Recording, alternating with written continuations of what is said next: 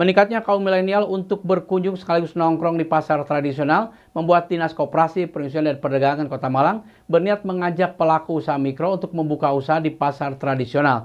Diskopindak juga akan terus melakukan revitalisasi terhadap pasar tradisional agar nyaman bagi kaum milenial. Saat ini sejumlah pasar seperti Pasar Ororodowo dan Pasar Klojen sudah banyak dikunjungi oleh kaum milenial. Rata-rata pengunjung milenial ke pasar tradisional ini hanya sekedar untuk ngopi atau nongkrong di pasar. Meningkatnya pengunjung milenial ini disambut baik oleh Dinas Kopindak Kota Malang. Untuk itu, Diskopindak akan mengajak pelaku usaha mikro agar membuka usaha di pasar tradisional di Kota Malang.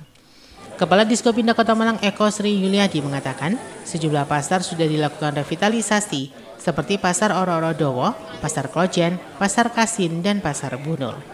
Dan targetnya jumlah pengunjung milenial meningkat. Untuk itu, agar potensi ekonomi di Kota Malang terus bergerak, Diskopindak akan terus melakukan revitalisasi pasar-pasar tradisional di Kota Malang agar memberikan kenyamanan bagi pengunjung khususnya kaum muda. Kepala Diskopindak juga menambahkan bahwa untuk menambah kunjungan kaum milenial ke pasar tradisional atau pasar rakyat, Diskopindak akan menggelar event untuk menarik pengunjung serta menambah fasilitas di pasar tradisional. Sebagian besar sudah direvitalisasi. Yang belum itu kan pasar besar, Induk Gadang, Bembe, Tawangmangu sama Embong Brantas. Kan pasar-pasar yang sudah kita revitalisasi seperti Pasar Klojen, Pasar Ororodowo, Bunul, kemudian Kasin, kemudian Sukun, itu memang sudah kita revitalisasi dan target kita adalah bagaimana menarik kaum milenial, kaum muda itu untuk bisa berkunjung ke pasar. Kami sudah membuka bahwa peluang-peluang bagi kaum muda untuk berkunjung ke pasar. Kami menarik semua para pelaku usaha mikro, yaitu yang didominasi oleh anak muda untuk membuka peluang di pasar-pasar rakyat. Untuk anak-anak kaum milenial itu sudah banyak yang bergeser ke sana. Ini potensi yang cukup bagus untuk ekonomi mikro kita.